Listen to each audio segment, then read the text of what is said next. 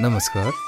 सधैँ झैँ नेपालको पुरानो भिडियोहरू खोजी गरी ल्याउने क्रममा आज मैले 2042 सालको नेपालको भिडियो लिएर आएको छु र यो भिडियो चाहिँ मैले दुईटा पार्टमा लिएर आएको छु। अहिले भिडियोमा यहाँले देख्न सक्नुहुन्छ काठमाडौँको त्यो बेलाको कोर सिटीको असन इन्द्रचोक एरियामा मानिसहरू आफ्नै धुनमा हिँडिरहेको यहाँले देख्न सक्नुहुन्छ र यहाँ सामान किन्ने र सामान बेच्ने क्रम निरन्तर जारी रहेको छ। यो हो नेपालकै एकदमै बिजी र क्यापिटल सिटी काठमाडौँ।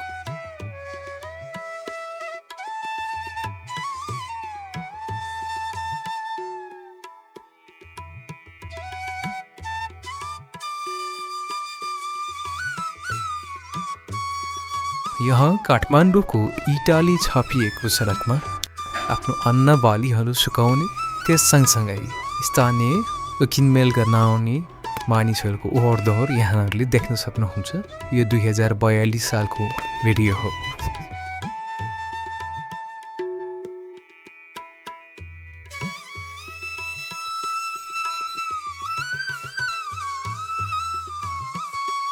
यहाँ दर्शकवृन्दहरूले देख्न सक्नुहुन्छ असल इन्द्रचोकदेखि काष्ठमण्डपसम्मको भिडभाड। त्यो बेलामा उनी काठमाडौँमा किनमेलको लागि यो एकदमै सेन्टर थियो। त्यसै भएर काठमाडौँ वरिपरि बस्ने मानिसहरू त्यो बेला किनमेलको लागि यहाँ नै असन इन्द्रचोक एरियामा नै आउने गर्नुहुन्थ्यो।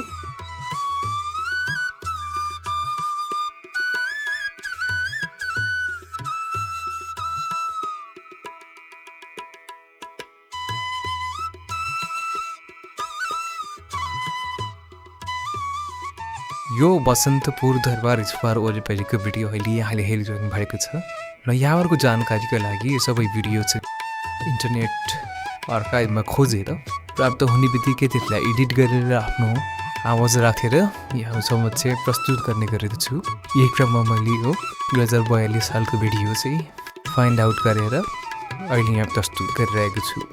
यहाँहरूलाई यो भिडियो मन परिरहेको छ भने लाइक र कमेन्ट गर्न पनि नबिर्सनुहोला। र साथसाथै मेरो च्यानलमा अरू पुरानो नेपालको भिडियोहरू पनि प्रशस्तै भएको हुनाले यहाँहरूले सब्सक्राइब गरेर च्यानलभित्र गएर त्यो सबै भिडियोहरू एक एक गरेर हेर्न सक्नुहुन्छ है। र यो आजको भिडियो चाहिँ मर्फ थोमसले चाहिँ खिच्नुभएको थियो 1985 मा काठमाडौँको यात्रामा आउँदाखेरिको लागि। र क्रेडिट चाहिँ उहाँलाई जान्छ यसको।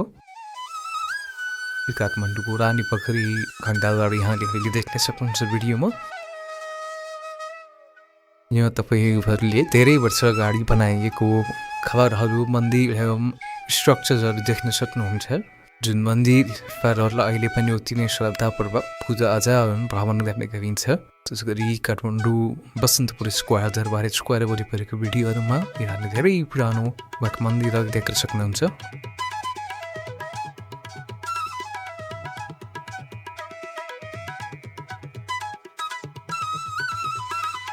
अहिले यहाँले देखिरहनु भएको हिन्दूहरूको पवित्र धार्मिक स्थल पशुपतिनाथ मन्दिर परिसर साथसाथै बागमती खोला देख्न सक्नुहुन्छ।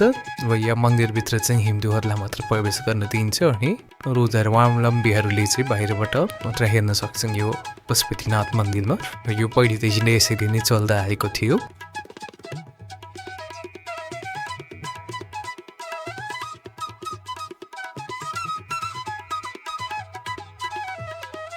अनि यहाँहरूले देख्न सक्नुहुन्छ हनुमान ढोकामा हनुमानको मूर्तिलाई रातो कपडाले बेरिएर राखिएको छ। त्यसै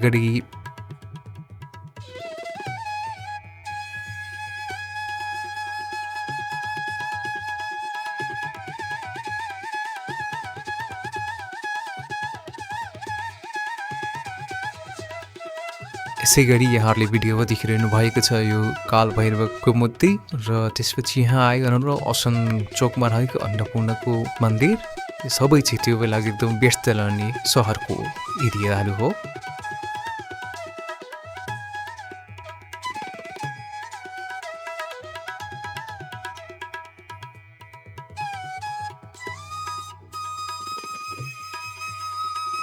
अब यो भिडियोमा हामी अहिले स्वयम्भूनाथ परिसरमा आएका छौँ। यो हाइटमा रहेको स्वयम्भूनाथ परिसरमा हरेक समय मानिसहरूको आउजाउ भइरहन्छ। विभिन्न धर्मावलम्बीहरू, बुद्धिस्ट, हिन्दू उहाँहरूको चाहिँ आउजाउ भइरहन्छ यहाँ। विभिन्न पर्वहरूमा उहाँहरू यहाँ हुनुपर्ने हुन्छ। त्यसै गरी टुरिस्टहरू पनि यहाँ धेरै मात्रामा त्यो बेलामा पनि हामीले देख्न सक्छौँ। यो सबै भिडियो चाहिँ 2042 सालको भनेको 1985 एडीमा खिचिएको भिडियो हो यो।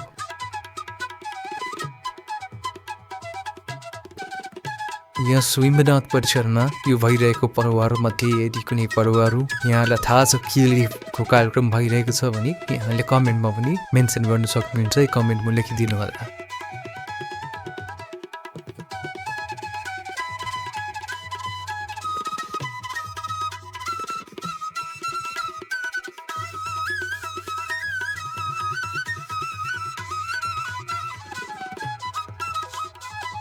फेरि हामी हनुमान ढोका परिसरमा आएका छौँ। यहाँ चाहिँ टुरिस्ट गाइड वा होटेलको गाइडले टुरिस्टहरूलाई चाहिँ यो दरबार स्क्वायर वरिपरिको बारेमा डिटेलमा बताइरहनु पनि भएको छ। विभिन्न रहन्छन्, विभिन्न जातिका नेपालका विभिन्न ठाउँबाट आएको व्यक्तिहरू त्यो बेलामा काठमाडौँमा त्यो बेलादेखि नै विभिन्न कामको सिलसिलामा जम्मा हुने गर्नुभएको थियो। त्यो बेलादेखि नै यो एरियाहरू बचमिन्द्र चौकको भित्रीको सहर भनिन्छ। यो चाहिँ त्यो बेलादेखि नै एकदम चलन चल्तीमा मानिसहरू नै केही गर्ने ठाउँ हो। र अहिले पनि त्यो ठाउँ त्यतिकै भिडभाड, अझ काठमाडौँको जनसङ्ख्या झन् बढेको हुनाले अहिले झन् धेरै नै भिडभाड, त्यो झन् बढी भिडभाड यहाँले देख्न सक्नुहुन्छ।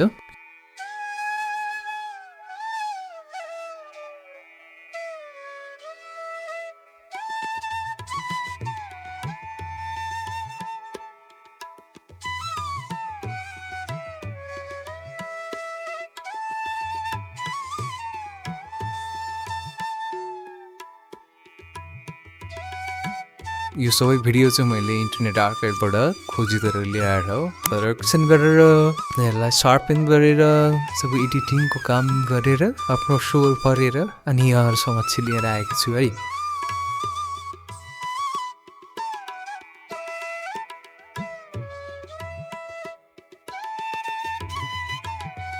वरिपरिको यहाँ वातावरण यहाँले हेर्न सक्नुहुन्छ। मन्दिरहरू एवं व्यक्तिहरू, टुरिस्टहरूलाई यहाँले हेर्न सक्नुहुन्छ।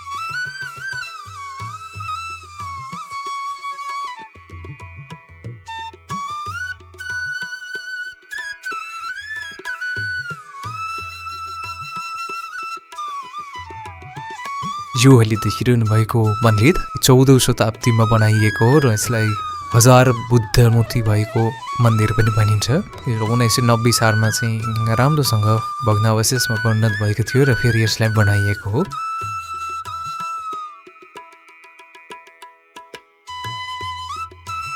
यहाँहरूले अहिले पनि देखिरहनु भएको छ स्वयम्भूनाथ परिसरको भिडियो। विभिन्न धर्मावलम्बीहरू स्वयम्भूनाथ दर्शनको लागि आउनु भएको छ। कुनै एक धर्मको मात्र मानिसहरू यहाँले देख्न सक्नुहुन्न। विभिन्न धर्मको मानिसहरू चाहिँ यहाँ आउन सक्नुहुन्छ स्वयम्भूनाथको लागि। कुनै निषेध छैन। विदेशी पर्यटकहरू पनि यहाँ आएर मजाले घुम्न सक्नुहुन्छ त्यो बेलामा पनि र अहिले पनि उहाँहरू त्यो झन्डा घुम्न सक्नुहुन्छ यहाँ।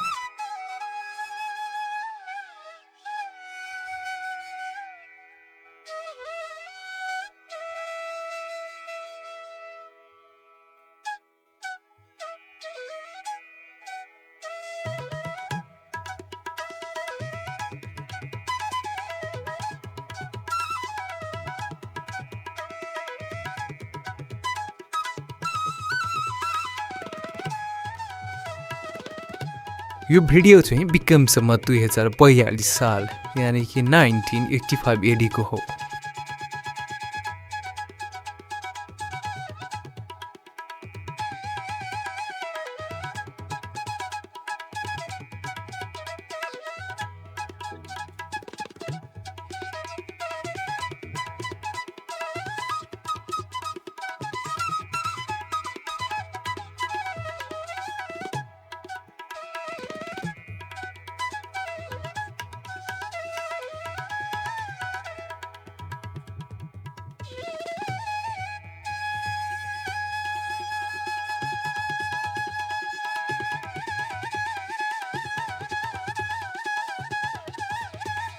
हवस् त आजको लागि यो भिडियो यति नै। यहाँहरूलाई यो भिडियो मन परेको छ भने कृपया कमेन्ट गरिदिनु होला, लाइक र सब्सक्राइब पनि गरी अरू भिडियो पनि मेरो च्यानलमा छ त्यो पनि हेरिदिनु होला। अब यस्तै भिडियो लिएर फेरि अर्कोचोटि पनि उपस्थित हुने नै छु। यहाँहरूलाई यो भिडियो कस्तो लागेको छ प्लिज कमेन्ट बक्समा लेखिदिनु होला। फेरि अर्को भिडियो लिएर उपस्थित हुने नै छु। त्यतिन्जेलको लागि नमस्कार।